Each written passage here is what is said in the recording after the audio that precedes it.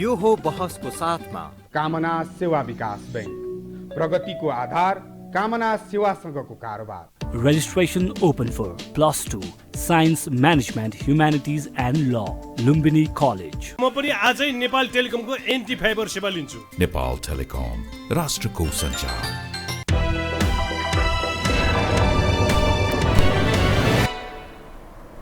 नमस्कार, यो बहसमा म यहाँलाई हार्दिक स्वागत गर्दछु। जीवराम भण्डारी। आज यहाँहरू सामुन्ने उपस्थित हुनुहुन्छ डाक्टर राजेश ऐराज। उहाँ एउटा राजनीतिक अध्येता हुनुहुन्छ। समग्र विश्व राजनीति र नेपालको राजनीतिलाई स्वतन्त्र चक्षुले अलि अलग ढङ्गले अग्लो ठाउँमा हेरेर त्यो विश्लेषण गर्ने, सूचना लिने, बुझ्ने र त्यसलाई विश्लेषण गर्ने त्यो सामर्थ्य पनि राख्नुहुन्छ। डाक्टर राजेश ऐराजसँग म समसामयिक विषयलाई आज म दर्शक सामुन्ने पस्कने प्रयत्न गर्नेछु। समसामयिक यसमानेमा एकदम छोटो छोटो अवधिमा नेपालको राजनीति परिवर्तन क्रमशः भएको छ। धेरै हामीले बेहोर्यौँ देख्यौँ। 46 को परिवर्तनलाई बेहोर्यौँ देख्यौँ। 62-63 त्योभन्दा अलि अघिको जनमत सङ्ग्रहको पनि हामी 36-37 को पनि कता कता अनुभव हामीलाई छ। पछिल्लो पुस्तालाई म भन्दछु, सन्तुष्टि दिलाउन सकेको छैन। राजनीतिक नेतृत्व पार्टी उही छन्, उही पुराना पक्षहरू छन्। यो मूलतः कारण के हुन सक्छ? एक, चुनावको हामी सन्निकट छौँ। अब ठ्याक्कै 8 दिनका बीचमा स्थानीय तहको निर्वाचन हुँदैछ। मानिसहरू भन्ने गर्छन् यी प्रजातन्त्रमा विरोध पनि हुन्छ, हरेक चिज हुन्छ, तर यी सबैको समाधान भनेको चुनावले दिन्छ। यदि मानिसलाई, आम मानिसलाई कुनै असन्तुष्टि छ भने उसले ठिक योग्य उम्मेदवार चयन गर्ने र आफूमाथि शासनका लागि छनौट गर्ने, चाहने, त्यो ल्याकत राख्नुपर्छ। तब मात्रै प्रजातन्त्र सर्भाइभ हुन सक्छ, बाँच्न सक्छ भन्ने दृष्टिकोण पनि राखिन्छ। म आज डाक्टर ऐराजसँग समग्र विषयहरूलाई क्रमशः उठान गर्ने प्रयत्न गर्नेछु। सर्वप्रथम म उहाँलाई स्वागत गर्छु। स्वागत छ। धन्यवाद। तपाईँसँग एकदम लामो समय फेरि कुरा गर्ने अवसर जुट्यो, बडा खुसी पनि लाग्यो आज बिहानी। अब म सिधै कहाँ विषय प्रवेश गर्न चाहेँ भने तपाईँ अलि स्वतन्त्र चक्षुले हेर्ने गर्नुहुन्छ राजनीतिक घटनालाई अथवा कुनै पनि परिघटना, विश्व सन्दर्भ। हामी स्थानीय तहको निर्वाचनको सन्निकट छौँ। असन्तुष्टि पनि मानिसमा छ। म एउटा लामो समयदेखि पत्रकारिता गरेको हुनाले म त्यो अनुभव गर्दछु। त यो जो चुनाव हुँदैछ नि, स्थानीय तहको चुनाव, जुन मानिसमा उकुस मुकुस छ, व्यापक असन्तुष्टि छ, यो चुनावपछि त्यो भेन्टिलेट हुन्छ र त्यसले चाहिँ एउटा त्यो जसरी सिठी लगाइन्छ नि दालमा, दाल पकाउँदा सर त्यो बन्द भयो भने विस्फोट हुन्छ। तर त्यो सिठी माथिबाट फुरुरुरु गएपछि अनि दाल पनि पाक्छ, अलि साम्य हुन्छ, अनि त्यो पड्किँदैन।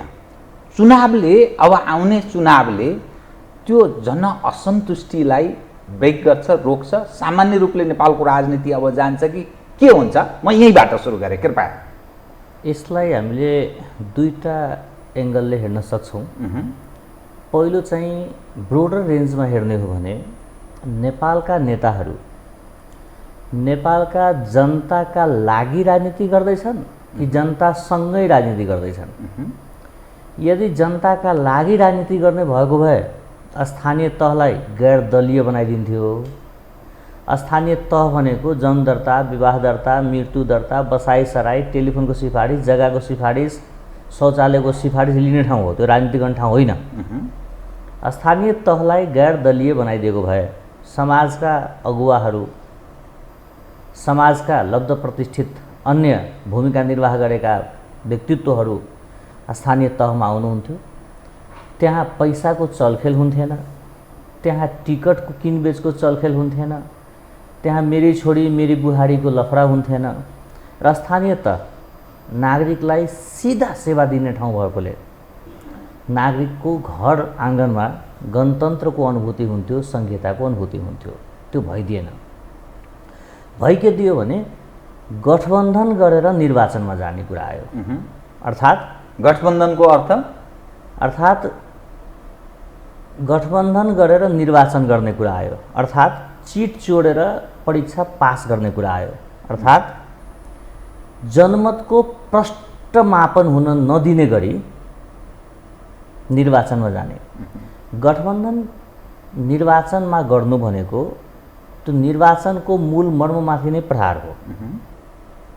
किन, कसरी, कुन पार्टीको जनाधार कति छ त्यसको सही मापन कसरी थाहा हुन्छ?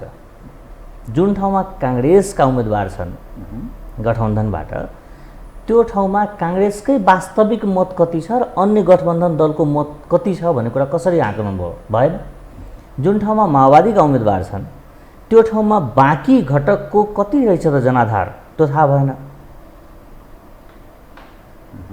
म्याच फिक्सिङ गर्नु, चिट चोडेर पास गर्नु र निर्वाचन पूर्व गठबन्धनमा जानु एउटै कुरा हो। अर्थात् त्यो निर्वाचनमाथिको धोका हो, गणतन्त्रमाथिको धोका हो, मतदाताहरूमाथिको धोका हो।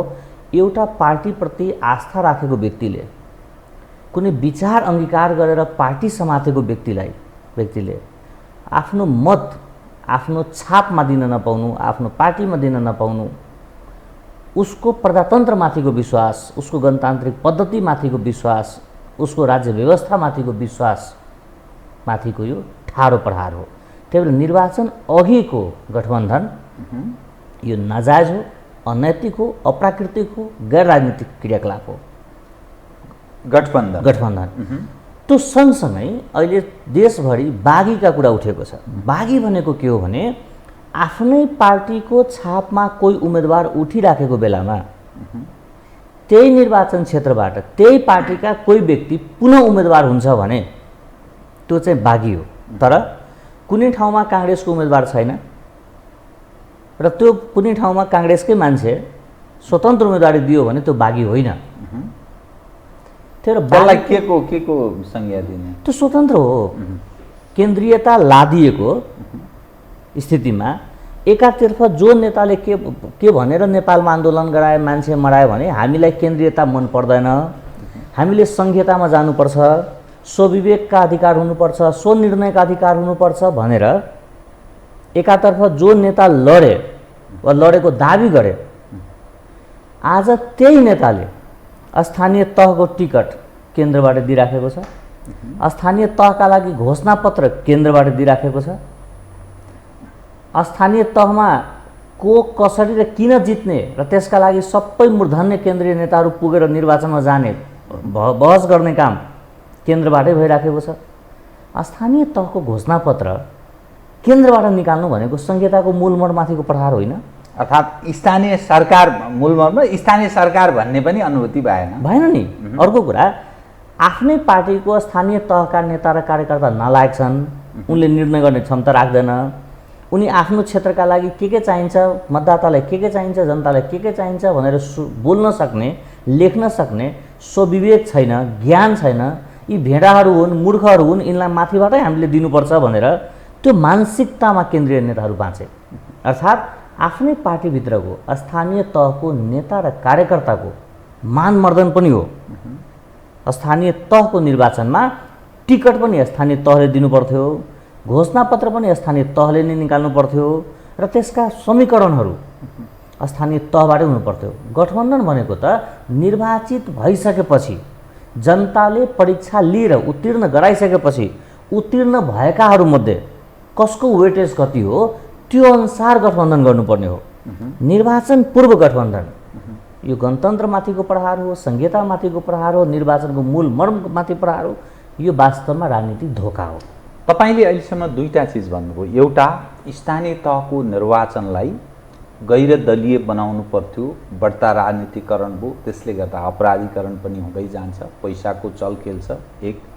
दोस्रो, जुन राजनीतिक नेतृत्व अहिले देशमा शासन गरिरहेको ठानिन्छ यो केन्द्रीकृत मनोभावनाबाट गाइडेड छ र यो संहिताको भावना अनुसार पनि छैन र यो संहिताको भावना प्रतिकूल यो राजनीतिक नेतृत्व यसरी गतिविधि चलिरहेको छ र गठबन्धन गरिनु भनेको अप्राकृतिक र गलत हो।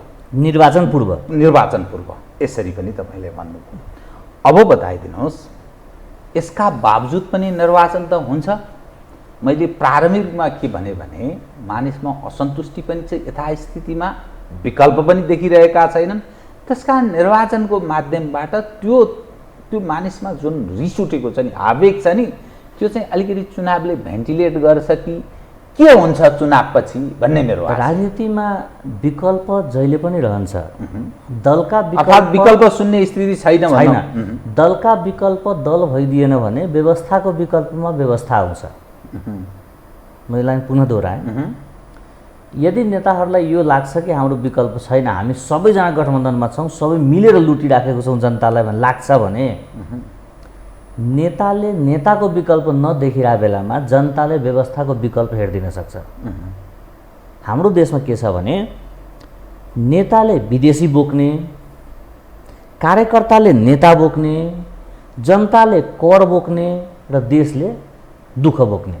बहुत राम्रो, यो लाइन फेरि सुनाइदिनुहोस्। बडा राम्रो लाइन तपाईँ भन्दै हुन्छ।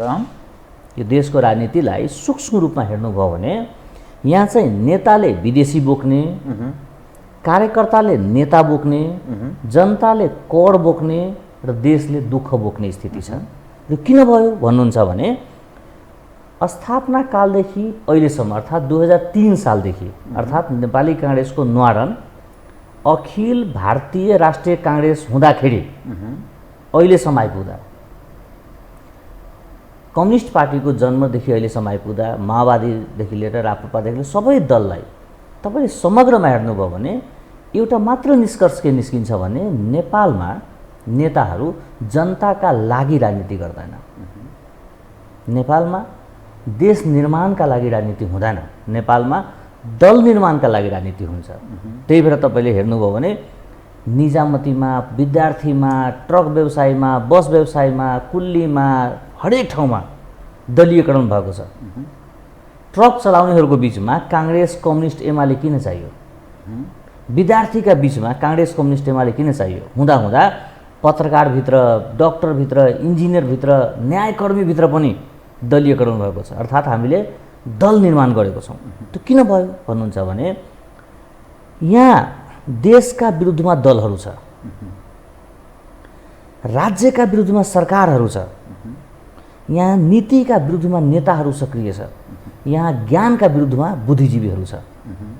मैले फेरि दोहोऱ्याउँछु कि हाम्रो देशमा देश किन बनेन भनेर अध्ययन गर्दै जाने हो भने यहाँ देशका विरुद्धमा दलहरू सक्रिय हुने, राज्यका विरुद्धमा सरकारहरू सक्रिय हुने, नीतिका विरुद्धमा नेताहरू सक्रिय हुने र ज्ञानका विरुद्धमा बुद्धिजीवीहरू सक्रिय हुने।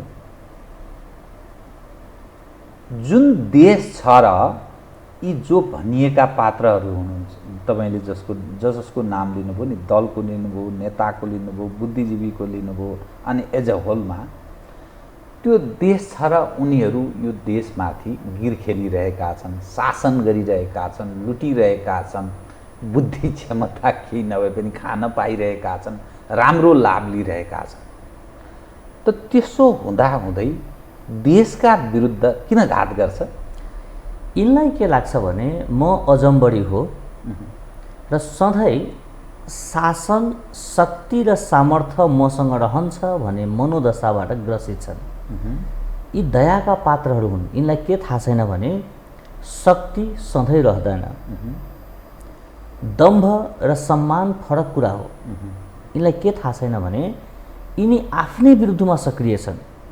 यिनी भोलि निष्क्रिय भए वा यिनी सत्ताबाट भोलि बाहिर निस्क्यो भने यिनकै सन्तानलाई आम नेपालीले हेर्ने दृष्टिकोण घृणाको पात्रको रूपमा हुन्छ। यिनकै परिवारका सदस्यहरूलाई आम नेपालीले सम्मान सूचक कहीँ पाउँदैन भनेपछि आफ्नै परिवारका विरुद्धमा, आफ्नै सन्तानका विरुद्धमा, आफ्नै वंशका विरुद्धमा एउटा फरक खालको छाप बनाएर जसरी व्यक्तित्व यिनीहरू बनाइराख्नु भएको छ, यो त वास्तवमा भन्नुहुन्छ भने यो त आफ्नै विरुद्धमा उहाँहरू सक्रिय हुनुहुन्छ। उहाँप्रति अहिले नै, उहाँ जीवित हुँदा नै आम नागरिकको धारणा के छ? लिङ्गदेनजीले भनिहाल्नुभयो त, नेता आयो भने चोर आयो भन्छ। कुन चोर आएछ? नेताको हालात, नेताको सामाजिक स्वीकृति, कुन तहमा बिग्रेको छ। अब म तपाईँको प्रश्नमा छिर्छु। तपाईँले भन्नुभयो स्थानीय निर्वाचनपछि हुन्छ के? धोखाको राजनीति गर्दै आएका र जनतालाई सपना बाँड्दै आएका यी ठग प्रवृत्तिका व्यक्तिहरू जसले दिनमा कतिवटा झुट बोल्छ उनलाई थाहा छैन, ती पात्रहरूले अबको निर्वाचनपछि जम्मा एउटा नारा अगाडि बढाउँछ कि गठबन्धनमा हामीले धोका पायौँ।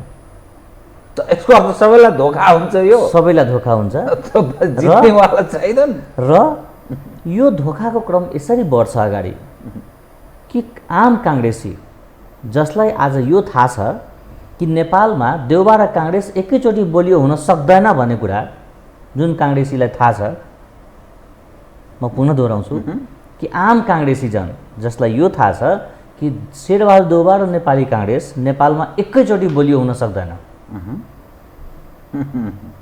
तिनले आफ्नो पार्टीभित्र सरसफाइ अभियान सुरु गर्छ।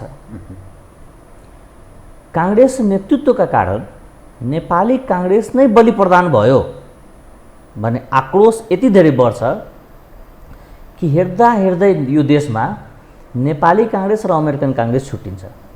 काङ्ग्रेस यसको अर्थ फुटमै जान्छ त्यो फुटाएर नेपाली काङ्ग्रेस र अमेरिकी काङ्ग्रेस यो के भन्नुभयो अलि बताइदिनुहोस् त।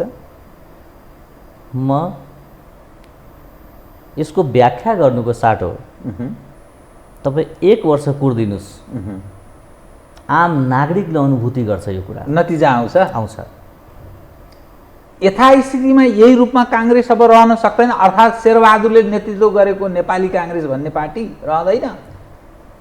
शेरबहादुरले प्रतिनिधित्व गरेको छ, नेतृत्व गरेको छैन। चुनाव महाधिवेशनबाट त जितेको छ। त्यसपछि के काङ्ग्रेसका नेता भएर बस्यो? आफ्नै रुख काटेर कहिले हँसिया हथौडा बनाएको छ, आफ्नै रुख काटेर कहिले काठकै कलम बनाइदिएको छ, आफ्नै रुख काटेर कहिले हलो बनाएको छ, कहिले के बनाएको छ। काङ्ग्रेसका विरुद्धमा काङ्ग्रेसी नेतृत्वहरू सक्रिय छ, दलका विरुद्धमा गठबन्धन निर्माण गरेको छ, विचारका विरुद्धमा अहिले निर्वाचन भइराखेको छ। निर्वाचन दलको र व्यक्तिको परीक्षा हो। तपाईँ दलको विचार आम नागरिकले कसरी लिइराखेको छ त्यसको मापनको एक मात्र आधार निर्वाचन हो। तर यो अप्राकृतिक गठबन्धन अर्थात् पुँजीवाद नबुझेका काङ्ग्रेसीहरू, मार्क्सवाद नबुझेका कम्युनिस्टहरू, माओवाद नबुझेका माओवादीहरू र उनका भक्तहरू, कार्यकर्ता भन्दा अलिकति माथि तह जाला। भक्त चाहिँ के कारणले हुन्छ? एउटा गुरुका अर्को प्रभुका भक्त हुन्छन् कोही, होइन? प्रणाम प्रभु, त्यो जो राजा सुन्दैन, देउता सुन्दैन, राजा बोल्दैन, यस्तै केही भनिन्छ नि, त्यस्तै त्यो प्रभु त्यस्ताको भक्त हुने एक खाले हुन्छ। तर यो किन नेताको भक्त किन हुन्छ? यो देशमा विदेशी बोक्ने पात्रहरूलाई जसरी हामीले नेता भन्दै आयौँ, त्यस्तै नेता बोक्ने पात्रहरू जसलाई आम नागरिकले कार्यकर्ताको दर्जा दिएको छ, त्यो संरचनागत रूपमा कार्यकर्ता भए पनि त्यो भावमा त्यो भक्त हो।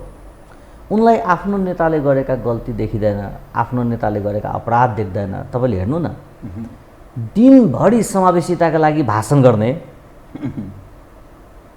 व्यक्तिले बेलुका घरमा आएर आफ्नै भाइको नाम राष्ट्रिय सभामा सिफारिस गर्छ र सबै भक्तहरू चुप लाएर बस्छ। दिनभरि महिलाले अधिकार पाउनुपर्छ, दलितले अधिकार पाउनुपर्छ भन्ने नेताले आफ्नै ज्वाइँलाई राजदूत बनाउँछ, सबै भक्तहरू चुप लाएर बस्छ। एउटा राजदूत 3टा सरकारमा निरन्तर नवीकरण भइराखेको छ। त्यो आस्थाको आधारमा हो कि व्यवस्थाको आधारमा हो? व्यवस्थापन गरेको भन्नु पर्यो। सबै भक्तहरू चुप लागेको छ। यी अन्धभक्तहरू कसरी अगाडि बढ्यो?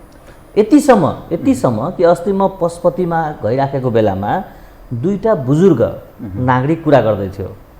के भन्दै थियो भने होइन हाम्रो पुष्पकमलजीले त एमसीसी बडा गजबले पास गरिदिनु भएको छ। पुष्पकमलजी भनेको प्रचण्ड हो, प्रचण्ड, पुष्पकमल दाहाल प्रचण्ड। उहाँले भनेको भाषा मैले हुबहु यहाँलाई भन्दैछु। म सुन्दै थिएँ, अर्कोले भन्छ होइन त चर्को विरोध गरेको थियो नि, कार्यकर्ता पनि बाहिर ल्याएको थियो नि भन्दै थियो। पहिलो बुजुर्गले के भन्यो भने यो नाटक हो, अमेरिकनलाई चाहिँ यो निर्वाचनको खर्च दिए भनेर भित्रभित्र भन्ने, आफू चाहिँ न्युट्रल बस्ने, आफ्नै पार्टीको कार्यकर्ताले बाहिर उचाल्ने, विरोध गराउने, फेरि त्यही विदेशीलाई के भन्यो भने मानिराखेको छैन, यिनलाई यसो अलिकति यसो गर्न पाएको भए हुन्थ्यो भनेर उताबाट व्यवस्थापन गर्यो। अनि यो भुकिराखेकोहरू सबैलाई दिएछन्, सबै चुप लाएर बसेछ। त्यही चुप लाएर बसेको बेलामा भाइलाई राष्ट्रिय सभामा पास गरिदिएको छ, कसैले केही बोलेन भनेर एउटा आम नागरिकले नेतामाथि गरेको टिप्पणी यो तहको लज्जास्पद टिप्पणी छ भनेपछि ती व्यक्तिले, त्यो सङ्गठनले, त्यो गठबन्धनले, यस्ता खालका नेतृत्वले जसले जनताको विश्वास लुटेको छ, जनताको धन लुटेको छ, जनताको धर्म लुटेको छ, त्यसले व्यवस्था टिकाउँछ। व्यवस्था मात्र होइन, आफ्नो अस्तित्व पनि घृणात्मक बनाउँछ। यदि यही ताल हो भने तपाईँ हेर्नुहोला, आम नेपालीले यिनी र यिनका वंश, यिनी पछिका सन्तति, त्यसपछिका पात्रहरूलाई पनि आदरका रूपमा हेर्दैन। यी आफ्नै परिवार, आफ्नै रगत, आफ्नै सन्ततिका विरुद्धमा यी सक्रिय छन्। पैसा कसैले बोकेर लाँदैन। फेरि म त हिन्दू धर्ममा विश्वास राख्छु, जन्मिने बच्चा मुठी बाँधेर जन्मेपछि पनि भगवानलाई पनि नागरिकमाथि विश्वास नभएर होला मर्ने बेलामा हात खोलाएर फिर्ता ल्याउँछ। मर्ने व्यक्ति मुठी बाँधेको हुँदैन। कति जीवन बाँकी छ। एउटा मर्मको कुरा गर्नुभयो। तपाईँसँग म अलिकति यो भावनात्मक पक्षभन्दा अलि अलग ढङ्गले फेरि विषयलाई उठाएँ। जुन गठबन्धनका बारेमा तपाईँले जे धारणा राख्नुभयो नि, गठबन्धन त यहाँको यो सिस्टमको जननी ऊ त्यो पारिपट्टि दक्षिण भारत छ नि, 12 बुँदेवाला गराइदिने, त्यहाँ पनि यस्तै गठबन्धन हुन्छ। अरू कतिपय झन्डै झन्डै तेस्रो विश्वहरूमा यस्तै खाले हुन्छ। तो तपाईँले भने झैँ अमेरिकामा यस्तो खाले गठबन्धन हुँदैन। बेलायतीहरू यो खालको झोर अभ्यास गर्दैन। उनीहरू लामो प्रजातान्त्रिक अभ्यास गरेका छन्। हर हिसाबले एउटा फाइनेन्सियली पनि उनीहरू आर्थिक हिसाबले पनि समृद्ध छन्। तर कतिपय मानिस जो आफूलाई राजनीति शास्त्री ठान्दछन्, अब नेताहरूका पछि लागेका व्यक्तिहरू पनि छन्, भलै कतिपय स्वतन्त्र हैसियतका मानिसहरू पनि भन्छन् त प्रजातन्त्रले एकदम राम्रो रूप धारण गर्न लामो अभ्यास गर्नुपर्छ। त्यसकारण प्रजातन्त्र पनि भन्दैन, लोकतन्त्र भन्छ नि। अहिले त प्रजातन्त्रभन्दा अलग सोच्ने त लोकतन्त्रमा यो अभ्यासकै क्रममा सबै परिष्कृत माझिँदै जान्छ, राम्रो हुँदै जान्छ। त्यो ढाडस दिन्छन् नि त। हाम्रा छिमेकमा राम्रा कुराहरू के छन्, नराम्रा कुराहरू के छन् भनेर अध्ययन गरेर त्यहाँ भएका राम्रा कुराहरू हामीले ल्याउने हो। मलाई अहिले पनि याद छ, मैले अध्ययन गर्ने क्रममा पाएको कि लालबहादुर शास्त्री जब पदबाट निस्केको मितिमा कहाँ बस्ने भन्ने ठाउँ थिएन, केही पनि थिएन उहाँसँग। हाम्रा नेता पदबाट निस्केपछि कहाँ बस्ने भन्ने कुराको चयन गर्नुपर्ने स्थिति हुन्छ। सम्पत्तिको मात्रै कि सुरक्षाको हिसाबले पनि त्रासको स्थितिबाट। मनमोहन सिंहले भारतको असाध्यै विषम परिस्थितिमा नेतृत्व सम्हाल्नुभयो। उहाँले लाइसेन्सलाई खुला गरिदिनु भयो, भारत माथि उठ्यो। हाम्रा नेता जसले जनतालाई समृद्धिका सपना देखाउँछ, समावेशिताको सपना देखाउँछ, विकासका सपना देखाउँछ, त्यो नेता गठबन्धन गरेर सुपारीको कमिसन खाएर बस्छ। इलाइचीमा कमिसन खाएर बस्छ, लङमा कमिसन खाएर बस्छ, राज्यलाई तिर्नुपर्ने कर नतिरेको संस्थामाथि अदालतले कर तिर भनिराख्दा कर तिर्नु पर्दैन, हामीलाई निर्वाचन खर्च दे भनेर थोरै पैसा लिएर निर्वाचनमा लागेर त्यसलाई कर तिराउँदैन, आफ्नो देशको बेरुजी उठाउँदैन, विदेशीसँग भिख मागेर बस्छ। नेपालमा तपाईँले भनेको प्रजातन्त्र, लोकतन्त्र, गणतन्त्र आइराख्दा मलाई एउटा सरकारको नाम बताइदिनुहोस् जसले विदेशी ऋण तिर्देको होस्, थोरै भए पनि। थप्ने त कति छन् कति छन्, तिर्दिने भनिदिनुहोस्। जीवनभरि हरेक भाषणमा सुशासनको कुरा गर्ने, परिवर्तनका कुरा गर्ने, जुनसुकै दलको, यो देशभरि 77 जिल्लाभरिमा मलाई एउटा गाउँपालिकाको नाम कसैले बताइदियोस् कि काङ्ग्रेस छ र पो भ्रष्टाचार छैन, माओवादी छ र पो भ्रष्टाचार छैन, जसपा छ र पो भ्रष्टाचार छैन भनेर एउटा वडाको कुरा गर्छु म। छ छैन। यो के हो भने यिनीहरू मिलेर लुट्ने, छुट्टिएर रुने। यहाँ काङ्ग्रेस जस्तो छैन, कम्युनिस्ट जस्तो छैन। यिनीहरू कस्तो छन् भने जसरी पनि सत्तामा भइराख्ने। र मलाई चिन्ता कहाँनेरि छ भने एउटा व्यक्तिले भन्दैछ मैले 35 वर्ष नेतृत्व दिएँ, आम नागरिकले सोध्दैछ कि देशले के पायो। मैले कुनै प्रधानमन्त्रीलाई सम्झिनु पर्यो भने मैले के भनेर सम्झिने? मैले देव शमशेरलाई सम्झिन्छु, दरबार स्कुलको नाउँमा सम्झिउँला। मैले कसैलाई सम्झिउँला, गोर्खापत्र स्थापनाको नाउँमा सम्झिउँला। मैले केपी ओलीलाई सम्झिउँला, सुनधाराको नाउँमा, विकासको नाउँमा, हाम्रो भूगोल जोड दिएको नाउँमा सम्झिउँला, संविधानभित्रै नक्सा थपिदिएको नाउँमा सम्झिउँला। तर फलानुलाई मैले सम्झिनु पर्दाखेरि के का लागि सम्झिने? यसका लागि कि ऊ परिवारका हरेक सदस्यलाई जागिर दियो? यसका लागि कि जनताका छातीमा गोली हानेर आफ्नै देशको नागरिकलाई मारेर मैले क्रान्ति गरेँ भनेर भन्यो? यसका लागि कि आफ्नो देशको पुल उडायो, आफ्नो देशको बैंक लुट्यो, आफ्नो देशको मास्टरको घाँटी रेट्यो, आफ्नै देशका चेलीबेटीको बलात्कार गर्यो, आफ्नै देशका सिपाहीहरूलाई गोली हान्यो, आफ्नै देशका सेनालाई गोली हान्यो, आफ्नै देशका आम नागरिकलाई घरमा बस्न दिएन, आफ्नै देशका नागरिकको धन र धर्म लुट्यो, आफ्नै देशका नागरिकको जीवन नर्क बनाइदियो।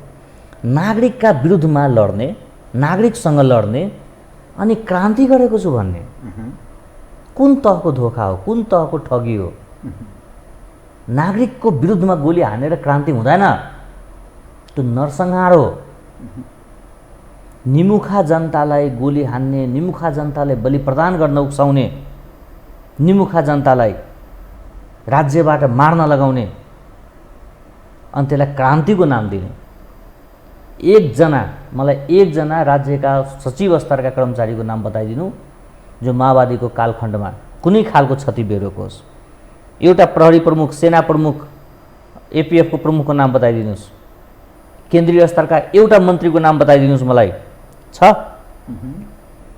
गाउँपालिकाको वडा सदस्यको किडन्याप गर्ने अनि क्रान्ति गर्दैछु भन्ने, सिपाहीको छातीमा गोली हान्ने अनि गृह सचिवको खुट्टा ढोग्ने अनि क्रान्ति गर्दैछु भन्ने? मलाई त चिन्ता छ यो देशका गुलाम बुद्धिजीवीहरूमाथि कि जसले आजसम्म पनि भन्ने औकात राखेन कि मेरो देशमा मेरै नागरिकलाई गोली हान्नको लागि कुन देशले हतियार ल्याइदियो? मेरो देशमा मेरै चेलीबेटीलाई उसको अस्मिता लुट्ने हिम्मत कुन देशको सैनिकहरू आएर गर्यो?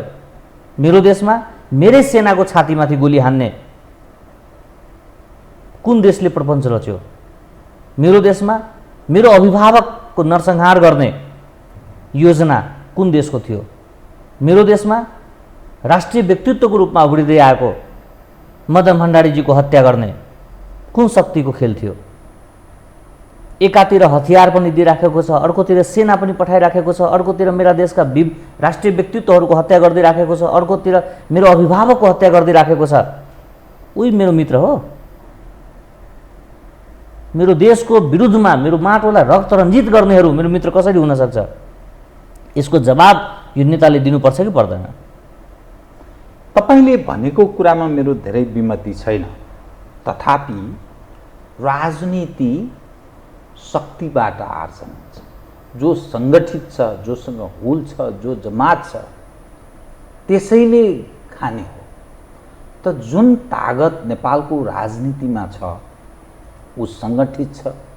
उसले इतिहास पनि बताउँछ। इतिहास यस मानेमा हामी उस बेलादेखि राजनीतिमा थियौँ, छौँ र भोलि पनि रहनेछौँ र जस्ता खाले निर्वाचन भएको छ त्यसैको माध्यमबाट काहीँ न काहीँ अस्तित्व पनि देखाएको छ।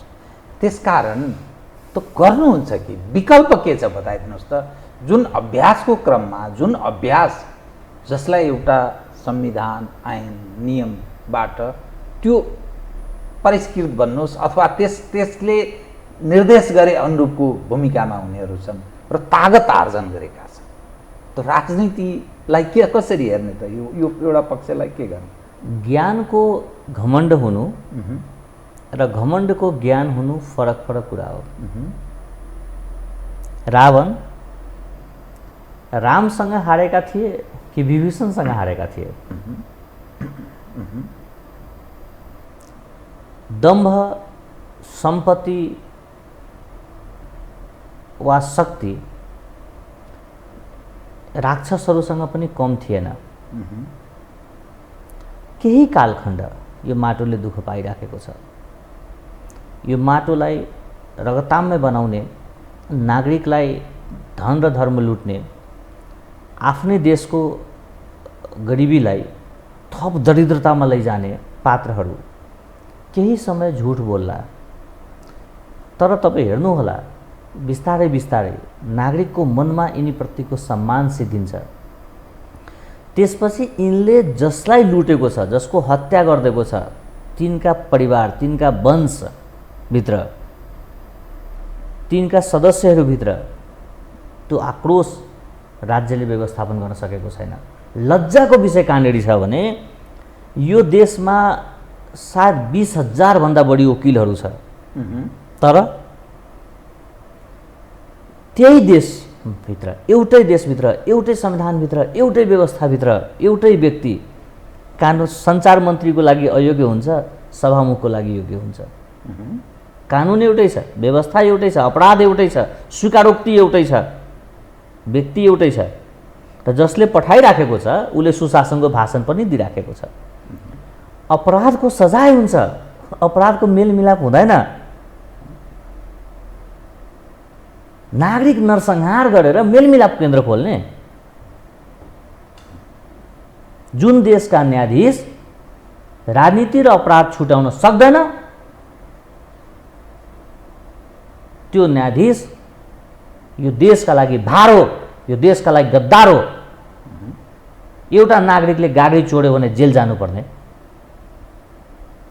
अर्को नागरिकले नागरिक हत्या गर्यो भन्नेमा सरकारमा बस्ने। राजनीति र अपराध फरक कुरा हो। राजनीतिको अपराधीकरण, अपराधको राजनीतिकरण हुनु हुँदैन। जबसम्म यो देशमा राजनीति र अपराध छुटिँदैन तबसम्म देश समृद्ध हुँदैन, नेताप्रतिको श्रद्धा बढ्दैन। यहाँ त तपाईँले भने बमोजिम दम्भ यति धेरै छ कि संविधानमा हुँदै नभएको कुरा पनि यिनीहरू लागू गर्छन्।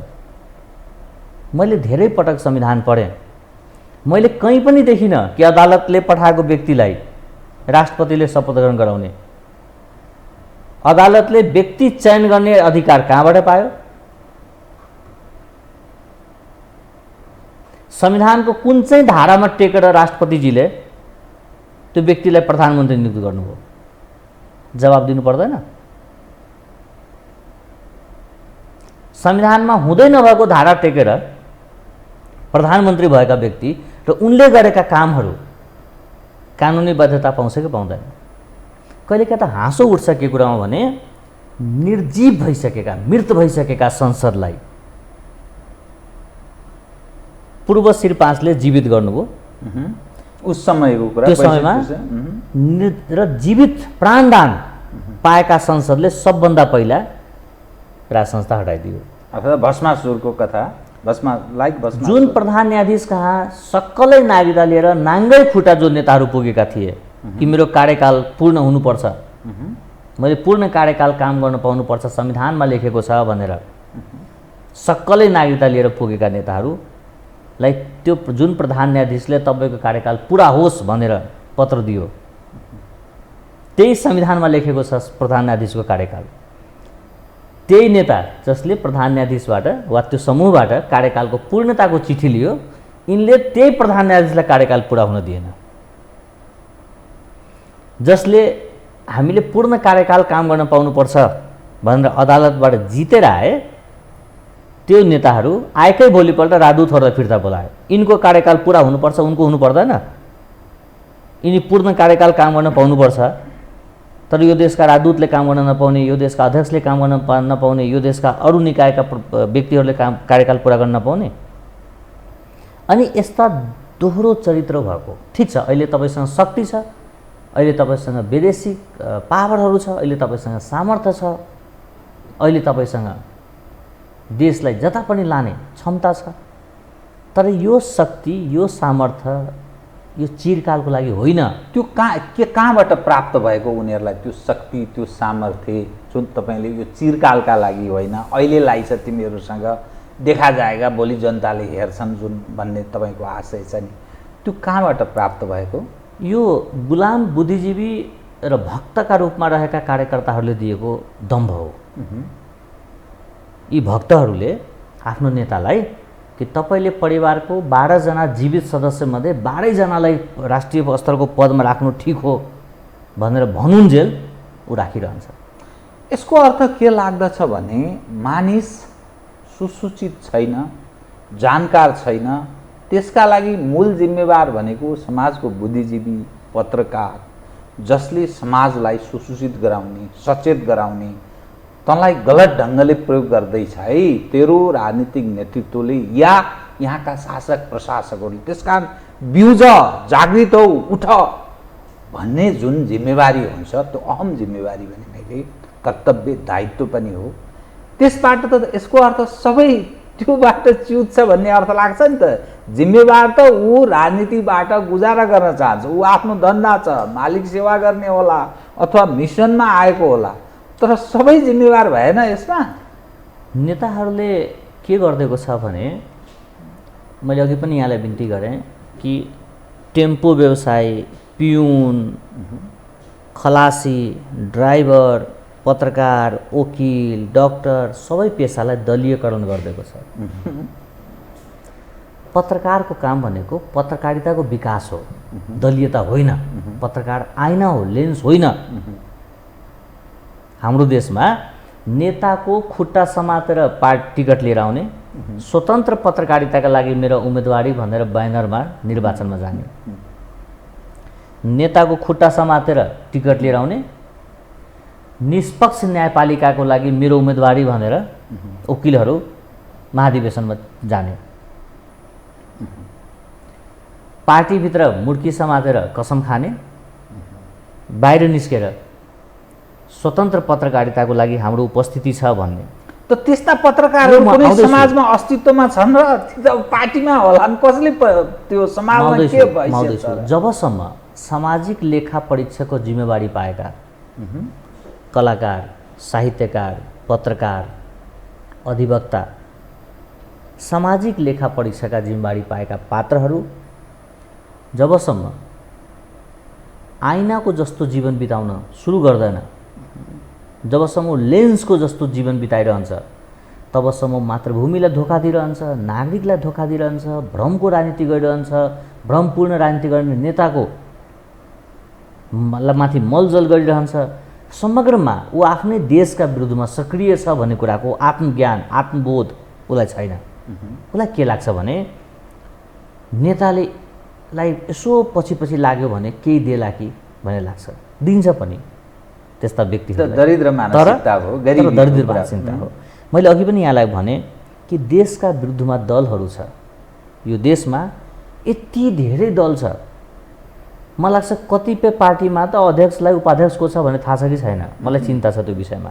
दलदलमै छ। मलाई यति पनि लाग्छ कि आफ्नै पार्टीको घोषणापत्र उनकै पार्टीका केन्द्रीय समितिमध्ये कति प्रतिशत मान्छेले पढ्छ होला, मलाई थाहा छैन। दलहरू देशका विरुद्धमा सक्रिय छ। जति पनि दल, जति पनि नेता तपाईँ सम्झिँदै हुनुहुन्छ, समयकाल परिस्थितिले नेपालमा ल्याइदिएको परिवर्तन र विकास बाहेक नीतिगत रूपमा 5 वर्षको भिजन भएको 10 वर्षको भिजन भएको पार्टी भेट्न गाह्रो छ, बुद्धिजीवी भेट्न गाह्रो छ। यहाँ राज्यका विरुद्धमा सरकार छ, यो म थोरै प्रस्ताउनुपर्छ।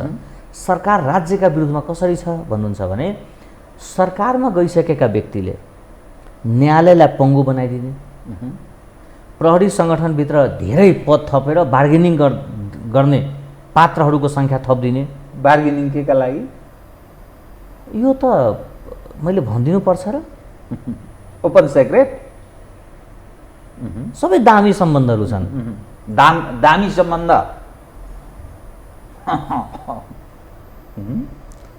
जुन देशमा एउटा परागको फ्याक्ट्री छैन त्यो देशमा सुपारी आयात केका लागि हुन्छ? मैले भनिदिनु पर्छ र।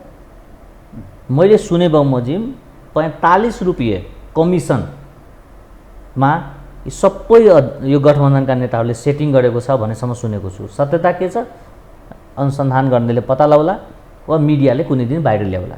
तर जुन देशमा जे कुराको खपतै छैन त्यो कुराको आयात भइराख्दा हाम्रा डलरहरू विदेशिएको र त्यो डलर विदेशिनु भनेको देशको अहितमा काम भएको कुरा यहाँको बुद्धिजीवीलाई थाहा छैन।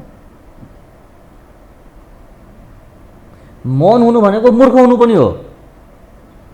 हामी डलर विदेश ल्याउँछौँ अनि भारूमा हामी बेच्छौँ होइन? राज्यले कहाँ बेच्न पाएको छ त? सेटिङमा हुन्छ। त्यो सेटिङ कसका लागि हो? कर नआउने सेटिङ देशको हितमा हुन्छ। नीतिका विरुद्धमा नेताहरू मैले अघि आग्रह गरेँ, म कम्युनिस्ट हो भन्छ, तर उसले समाइराखेको कुरा कम्युनिस्टको विचार हो कि काङ्ग्रेसको खुट्टा हो थाहा छैन उसलाई। कम्युनिस्ट हो भन्दैछ ऊ, म काङ्ग्रेस हो भन्दैछ। र स्थानीय निर्वाचनमा मैले हेरेँ राम्रा राम्रा काम काङ्ग्रेसका नेताहरू, त्यागी नेताहरूको उनको धरातल सिधाइदिएको छ, उनलाई राजनीतिक वध गरिदिएको छ। किन त्यहाँ गठबन्धन जिताउनुपर्छ? गठबन्धन किन जिताउनुपर्छ? अनि मलाई प्रधानमन्त्री बनाउन सघाइयो भयो। मलाई, म दल होइन, म। त स्थानीय तहको निर्वाचन परिणाम पश्चात दृश्य कस्तो आउन सक्छ? एक दोस्रो, यदि तपाईँलाई त्यो बोल्न अप्ठ्यारो भयो भने यो परिणाम पश्चातको नेपालको राजनीतिक तस्बिर कतातर्फ मोडिन्छ? त्यसपछि फेरि स्थानीय प्रदेशको चुनाव, संसदीय चुनाव, अनि यो निरन्तर प्रक्रिया यस्तै चलिरहन्छ कि केही विकल्प पनि छ भन्ने तपाईँ ठान्नु? मलाई बोल्न कहिले पनि अप्ठ्यारो हुँदैन। जे सत्य छ म त्यही कारण तपाईँलाई म ओपन क्वेसन गरिरहेको छु। यो निर्वाचनले तथ्याङ्कमा गठबन्धन हराउँछ, तथ्याङ्कमा। तर काङ्ग्रेसभित्रबाट स्वतन्त्र भएर उठेका व्यक्तिहरू जित्छन् र पुनः काङ्ग्रेस प्रवेश गर्छन्। उनीहरूको सामूहिक प्रवेशपछि गठबन्धनमा भएका कम्युनिस्ट नेताहरू विक्षिप्त हुन्छ र गठबन्धन तोडेर निस्किन्छ। उनले काङ्ग्रेसलाई घातको आरोप लगाउँछ, तोडेर निस्किन्छ, निस्केर सिधै बालकोट जान खोज्छ। एमाले ढोका खोलिदिँदैन। त्यसमा कति चेपिएर मर्छ, कति आक्रोशित भएर बाहिर आउँछ। र त्यसपछि गठबन्धनभित्रै भएका जतिखेर पनि क्याल्कुलेटर लिएर बस्ने एउटा द्वन्द्व शिरोमणि नेताले चाहिँ काङ्ग्रेसलाई फुटाउन प्रयास गर्छ।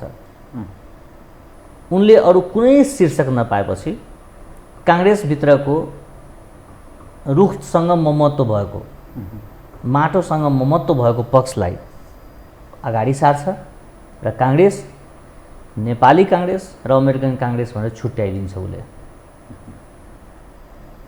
काङ्ग्रेसका नेतृत्वले आफ्नो कार्यकर्तासँग गरेका जुन वधको राजनीति, हत्याको राजनीति जुन गरेको छ यो स्थानीय तहको चुनावमा, यो नेपाली काङ्ग्रेसलाई गरुङ्गो पर्छ र देश फेरि द्वन्द्वमा जान्छ। त्यसपछि नेपालले चीनसँग गरेका असमान अभद्र व्यवहारका कारण चीन र रसा फेरि नेपालमा आफ्नो पहुँच बढाउन खोज्छ र त्यो क्रम यसरी अगाडि बढ्छ कि राजनीतिको ठ्याक्कै दुईटा ध्रुव हुँदै जान्छ। यो निर्वाचन एमाले भर्सेस अल, यसपछिको निर्वाचन अमेरिका भर्सेस अल। यो काफी भयो। अनि यो सिस्टमको के हुन्छ? यो सिस्टम यिनै नेताले सिध्याइदिन्छ, बाहिर फोर्स चाहिँदैन। बाहिर फोर्स चाहिँदैन। विकल्प के? विकल्प तत्कालीन विकल्प नागरिक सरकार हो। त्यो नागरिक सरकार भने कसले बनाउने? यिनै नेताहरू एकअर्कालाई धोखा, एकअर्कालाई घृणा, एकअर्कालाई अपशब्द बोलेर यिनीहरूले नै काङ्ग्रेसका विरुद्धमा मोर्चा बनाउने र नागरिक सरकारतर्फ देशलाई लाने काम गर्छ। हामीसँगको बाध्यता के छ भने अबको 15 वर्ष 20 वर्षसम्म हेर्ने हो भने आम नेपालीले दल र देशमध्ये एउटा मात्रै चुन्न पाउँछ है। अहिलेको जुन खालको दलहरू छ नि, जुन खालको नेताहरू छ, जुन खालको प्रवृत्ति छ, जुन खालको विदेशीको खुट्टामा टाउको रगडिने अध्यक्षहरू छ दलको, आम नेपालीले देश र दलमध्ये जम्मा एउटा चुन्न पाउँछ। देश चुन्यो, दलहरूबाट पिछा छोडाउनुपर्छ। दल चुन्यो, गृहयुद्धको लागि तयार भएर बस्नुपर्छ। दल चुन्ने कि देश चुन्ने, त्यो ठाउँमा नेपाली प्रवेश गर्दैछ? गरिसक्यो। यसको अर्थ खतरनाक अवस्थामा नेपाल प्रवेश गर्दैछ। नेपालीको त्यो दिन आउँदैछ। अझै प्रष्ट रूपबाट भन्ने हो भने नेपालका दम्भी नेताहरू जो आफूलाई जनप्रतिनिधि भन्छ तर व्यवहार निधिपतिको रूपमा गर्दै आएको छ, यी दम्भी नेताहरूलाई भक्तहरूले सधैँ जोगाइराख्दैन। यी आफ्नै माटो, आफ्नै जनता, आफ्नै नीति, आफ्नै शैलीबाट असुरक्षित हुँदै जान्छ। तपाईँले अघि सोध्नु भएको थियो मलाई कि धेरै सुरक्षाकर्मी लिएर हिँड्छ। सुरक्षाकर्मी लिएर त्यो व्यक्ति हिँड्छ जसलाई आफ्नो नागरिकमाथि विश्वास छैन, जसलाई आफ्नो देशको व्यवस्थामाथि विश्वास छैन, जसलाई आफूले गरेको अपराधले आफैलाई नै सताइराखेको छ, आफूले गरेको हत्या, हिंसा, लुटले उनलाई बेचैन बनाइदिइराखेको छ। उनलाई के लाग्छ भने म सुरक्षाकर्मी बोकेर हिँडिनँ भने मलाई कतिखेर कसले के गरिदिन्छ भन्ने खालको भय उनमा छ। उनले सुरक्षाकर्मी बोकिराखेको छ, तर उनलाई के ज्ञान छैन भने उनले इन्दिरा गान्धीको इतिहास पढेको छैन, उनले महात्मा गान्धीको जीवनी पढेको छैन। सुरक्षाकर्मी बोकेर सुरक्षित हुने होइन। नागरिकको मनमा सम्मान ल्याउन सक्यो भने सुरक्षित हुने हो। त भिन्द्रवाले र नाथुराम गोडसेहरू त्यस्तो जन्मने खतरा छ भन्ने रूपमा तपाईँले त्यसरी मलाई लाग्छ नेताहरूको चाल चरित्र र सोच सुधारेन भने थुप्रै नेताहरू यो देशमा भौतिक रूपबाट सुरक्षित नहुन सक्छ। हामी त्यो ठाउँमा पुग्यौँ, अर्थात् नेपाल जनताको आक्रोश त्यो ठाउँमा पुग्यो। सधैँ जनताको नाउँमा ठगी गर्न पाइँदैन, सधैँ लुट्न पाइँदैन। संहिता र खण्डीकरण फरक कुरा हो, जनताले बुझिराखेको छ। जनताकै विरुद्धमा राजनीति गर्ने र जनताका लागि गर्दैछु भन्ने यो झुट सधैँ चल्दैन।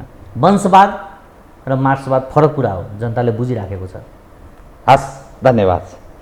आदरणीय दर्शकवृन्द, उहाँ हुनुहुन्थ्यो डाक्टर राजेश ऐराज, राजनीतिका एक अध्येता। समसामयिक विषयलाई केन्द्रमा राखेर गरेको कुराकानी। म सहित मेरो सम्पूर्ण युनिटलाई कार्यक्रमबाट बिदा दिनुहोस् र यो हो टेलिभिजन हेर्दै रहनुहोला। नमस्कार।